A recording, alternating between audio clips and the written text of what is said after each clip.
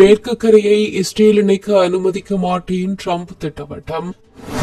கைது பயத்தால் புதிய வான்வெளி தடத்தில் பறந்த நெதன்யாகுவின் விமானம். உச்சகட்ட தயார் நிலையில் ஈரான் வான் பாதுகாப்பு தலைமையகம்.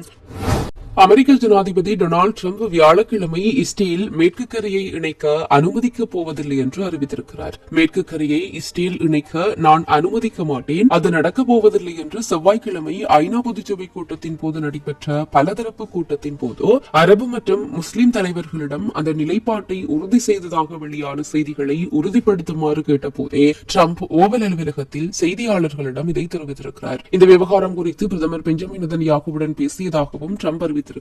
இஸ்ரேல் மேற்கு கரையை இணைக்க நான் அனுமதிக்கப் போவதில்லை என்று மீண்டும் கூறிய அவர், போதும் அளவுக்கு அது நடந்திருக்கிறது, இப்போது நிறுத்த வேண்டிய நேரம் வந்துவிட்டது என்று டிரம்ப் கூறியிருக்கிறார். வெள்ளிக்கிழமை ஐக்கிய நாடுகள் சபையில் உரையாற்றுவதற்காக நெதன்யாகு நியூயார்க்கிற்கு வந்த போதே டிரம்ப் இந்த கருத்துக்களை தெரிவித்திருக்கிறார். மேற்கத்திய நாடுகள் பாலஸ்தீன அரசை அங்கீகரித்த சமீபத்திய முடிவுகளுக்கு பதிலளிக்கும் விதமாக மேற்கு கரையை இணைப்பதற்கு எதிராக டிரம்ப் நிர்வாகம் இஸ்ரேலை தனிப்பட்ட முறையில் எச்சரித்ததாக இந்த வார தொடக்கத்தில் ஒரு மூத்த இஸ்ரேலிய அதிகாரி தி டைம்ஸ் ஆஃப் இஸ்ரேலிடம் தெரிவித்ததாக செய்திகள் வெளியாகின. இருப்பினும் அடுத்த வாரம் வெள்ளை மாளிகையில் நடைபெறும் சந்திப்பின் போது டிரம்புடன் இந்த விஷயத்தை பற்றி விவாதிக்க நெதன்யாகு திட்டமிட்டுள்ளதாகவும் இஸ்ரேலிய அதிகாரி தெரிவித்திருக்கிறார். அமெரிக்காவின் ஆதரவு இல்லாமல் இஸ்ரேல் இந்த நடவடிக்கையை மேற்கொள்வதற்கான வாய்ப்புகள் மிக குறைவு. இது உலகின் முன்னணி வல்லரசின் ஆதரவு இல்லாமல் முக்கியத்துவத்தை குறைத்து சர்வதேச அளவில் பெரும் எதிர்ப்பை தூண்டியிருக்கும். இந்த மாத தொடக்கத்தில் தி டைம்ஸ் ஆஃப் இஸ்ரேலுக்கு அளித்த பிரத்யேக நேர்காணலில் இஸ்ரேலுடன் மேற்கு கரையை இணைப்பது பிராந்திய ஒருங்கிணைப்பின் முடிவை குறிக்கும் ஒரு சிவப்பு கோடு என்று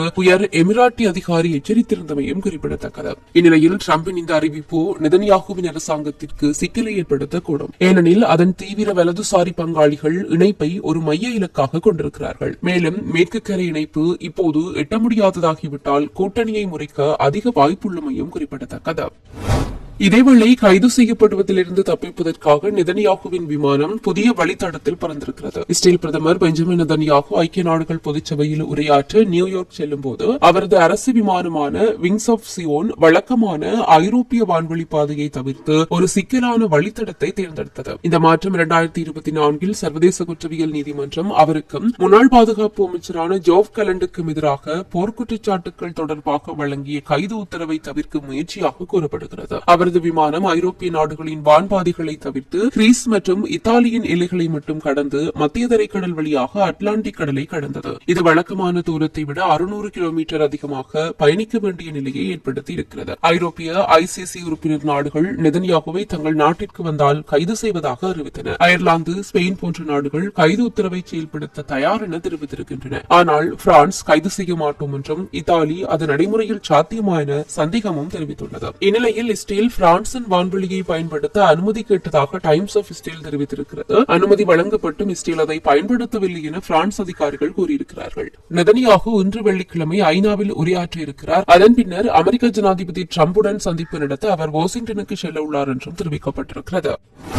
இதற்கிடையே ஈரானின் வான் பாதுகாப்பு தலைமையகம் எந்த ஒரு சூழ்நிலையிலும் போர் தயார் நிலை மற்றும் பாதுகாப்பு திறனில் மிக உயர்ந்த மட்டத்தில் இருக்கிறது என்று கதம் அல் அன்பியா வான் பாதுகாப்பு தளத்தின் தளபதி தெரிவித்திருக்கிறார். வடமேற்கு ஈரானில் உள்ள வான் பாதுகாப்பு தலைமையகத்திற்கு விஜயம் செய்த போது கட்டாம் அல் அன்பியா வான் பாதுகாப்பு தளத்தின் தளபதி IRGC விண்வெளி படையுடன் இணைந்து 12 நாள் திணிக்கப்பட்ட போரின் போது ராணுவத்தின் வான் பாதுகாப்பு வீரர்களின் வீர தியாகங்களை எடுத்துரைத்திருக்கிறார். போரின் போது சியோனிச ஆட்சி ஈரானின் துணிச்சலான இளைஞர்களின் விருப்பத்திற்கு பணிந்து போர் நிறுத்தத்தை நாடியதாகவும் பிரிகேடியர் ஜெனரல் அலிரேசா சஃபாகி பார்ட் கூறியிருக்கிறார். ஈரானின் முன்னணி பாதுகாவலராக நாட்டின் வான் பாதுகாப்பு தலைமையகம் எந்த ஒரு சூழ்நிலையிலும் போர் தயார் நிலை மற்றும் பாதுகாப்பு திறனில் மிக உயர்ந்த மட்டத்தில் இருக்கிறது என்றும் சபாகி பார்ட் வலியுறுத்தி இருக்கிறார். இஸ்லாமிய புரட்சி தலைவரின் புத்திசாலித்தனமான தலைமை ஈரானை குறுகிய காலத்தில் சியோனிஸ் எதிரிக்கு குறிப்பிடத்தக்க அடிகளை வழங்க உதவியது என்றும் பிரிகேடியர் ஜெனரல் சபாகி பார்ட் வலியுறுத்தி இருக்கிறார். மேலும் 12 நாள் போரின் போது ஈரானிய இளைஞர்கள் சியோனிச ஆட்சிக்கும் குற்றவியல் அமெரிக்காவுக்கும் எதிராக முன்னப்போதையும் விட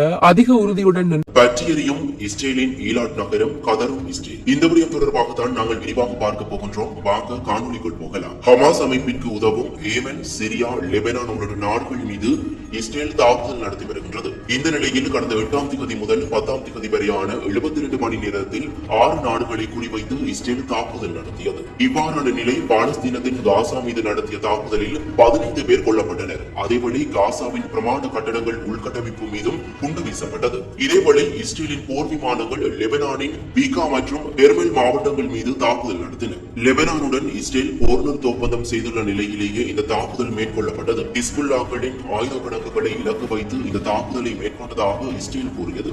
அதனையடுத்து சிரியாவின் பல இடங்களை இலக்கு வைத்து இஸ்ரேல் போர் விமானங்கள் தாக்குதல் மேற்கொண்டிருந்தன.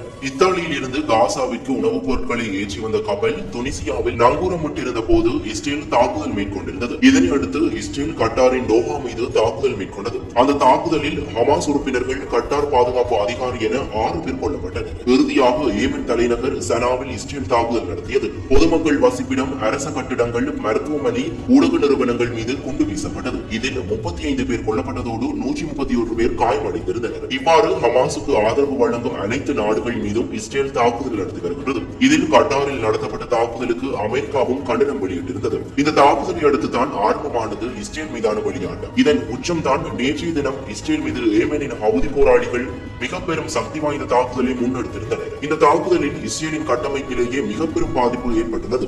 இதேவேளை இஸ்ரேலுக்கு ஹமாஸ் பெரும் அடியொன்றையும் கொடுத்துள்ளது. ஹமாஸின் அல் ஹசாம் படையினர் இஸ்ரேலின் ஜெனின் பகுதியில் மிக பெரும் தாக்குதலை மேற்கொண்டுள்ளது. இஸ்ரேலுக்குள் புகுந்து கெரில்லா தாக்குதலை மேற்கொண்டுள்ளனர். இவ்வாறான நிலையில் தாக்குதல் எந்த பக்கத்தில் இருந்து இடம்பெறும் என்று தெரியாது. IDF தடுமாறிக் கொண்டிருக்கின்றது. இந்த தாக்குதலில் இஸ்ரேலின் மேஜர் தர அதிகாரி ஒருவர் கொல்லப்பட்டுள்ளதாகவும் தெரிவிக்கப்பட்டுள்ளது. இந்த தாக்குதல் ஒரு ட்ரோன் மூலமாக மேற்கொள்ளப்பட்டுள்ளது. இஸ்ரேலில் ட்ரோன் நுழைந்தால் சைரன்கள் ஒலிக்கும். ஆனால் எந்த சைரன் ஒலியும் எழவில்லை. ஆனால் இஸ்ரேல் ராணுவத்தினர் ஒரு ட்ரோனை அவதானித்ததாக தெரிவித்துள்ளனர். தற்போது இஸ்ரேல் யூத புத்தாண்டை வரவேற்பதற்கு தயாராகி கொண்டிருக்கின்றது. இவ்வாறான நிலையில் நகர பகுதிகளில் மக்கள் புத்தாண்டை வரவேற்பதற்கான களியாட்டங்களில் ஈடுபட்டிருக்கும் சமயத்தில் இஸ்ரேலின் ஈலாட்டின் நகர் மீது ஹவுதிகள் தாக்குதல் மேற்கொண்டுள்ளமை ஒரு பயங்கரவாதத்தின் உச்சகட்டம் என இஸ்ரேலின் ராணுவம் தெரிவித்துள்ளது. ஆனால் காசா மீது கடந்த 2 ஆண்டுகளாக தொடர்ச்சியாக ட்ரோன் தாக்குதல் மேற்கொண்டு பல அப்பாவி பொதுமக்களை கொன்றது இஸ்ரேல். அது மட்டுமல்லாது காசாவை விட்டு மக்கள் வெளியேறாத பகுதிகளில் விமானங்கள் மூலம் எச்சரிக்கை துண்டு பிரசுரங்களை வீசிக்கொண்டும் இருக்கின்றது இஸ்ரேல். இவ்வாறான நிலையில் தான் தற்போது ஹவுதிகளும் ஹமாஸும் இஸ்ரேல் மீது சரமாரி தாக்குதலை மேற்கொண்டு வருகின்றனர். அதிலும் ஹவுதிகள் ட்ரோன் மூலம் தாக்குதல் நடத்தினால் ஹமாஸ் கெரில்லா தாக்குதலை நடத்துகிறது. இந்த கெரில்லா தாக்குதல் எங்கே எப்படி இடம்பெறும் என்று தெரியாது. இஸ்ரேலின் IDF தடுமாறி உயிரை கையில் பிடித்துக் கொண்டு ஓடிக்கொண்டிருக்கின்றது.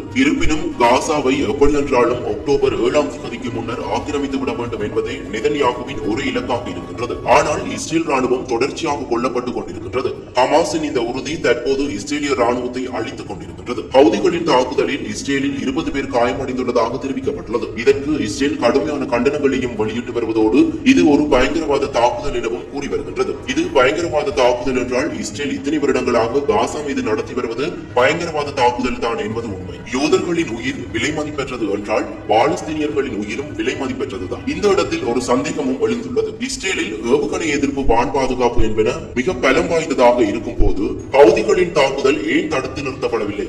இஸ்ரேலின் பாதுகாப்பு கட்டமைப்பு பலவீனம் அடைந்துள்ளதா அல்லது ஹவுதிகள் இஸ்ரேல் மக்களை கொன்றால் அதனையே ஒரு காரணமாக வைத்து மேலும் காசா மீதான தாக்குதலை தீவிரப்படுத்தலாம் என்று இஸ்ரேல் எண்ணுகிறதா? இவ்வாறாக தனது சொந்த நாட்டு மக்களையே பலி கொடுத்து ஒரு நாட்டை ஆக்கிரமிக்கும் யோசனை இருந்தால் இது மிக கொடூரமான பயங்கரவாதம் என்றே கூற வேண்டும். இதேவேளை காசாவில் 40,000 ஹமாஸ் போராளிகள் இருப்பதாக இஸ்ரேல் நம்புகிறது. ஆனால் ஹமாஸ் அமைப்பு இவ்வளவு உறுதியான எதிர்த்தாக்குதல் நடத்துவதை பார்த்த IDF மாஸ் போராளிகள் அனைவருக்கும் ஆயுத பயிற்சி கொடுத்துள்ளது என்று இப்போது நினைக்கின்றனர். இதிலிருந்து ஒரு விடயம் தெரிய வருகின்றது. இஸ்ரேலிய ராணுவம் தற்போது மிகவும் பலவீனம் அடைந்துள்ளது. ஹமாஸ் போராளிகளை எதிர்க்க முடியாது தடுமாறுகின்றது. இதன் காரணமாகவே விமானங்கள் மூலமும் ட்ரோன்கள் மூலமும் தாக்குதல் நடத்துகின்றது இஸ்ரேல். இவ்வாறான தடுமாற்றங்களின் பின்னர் நெதன்யாகு ஒரு அறிவிப்பை விடுத்துள்ளார். ஹவுதிகள் மிக பெரும் எதிர்வினையை சந்திக்க நேரிடும் எனவும் ஏமன் மீதான தாக்குதல் மீண்டும் தொடரும் எனவும் அவர் கூறியுள்ளார். இதேவேளை ஏமன் அருகில் கடற்பரப்பில் பயணித்த கப்பல் ஒன்றின் மீது ஹவுதிகள் நடத்திய தாக்குதலில் அந்த கப்பல் பற்றி எறிந்து கொண்டிருக்கின்றது. இப்போது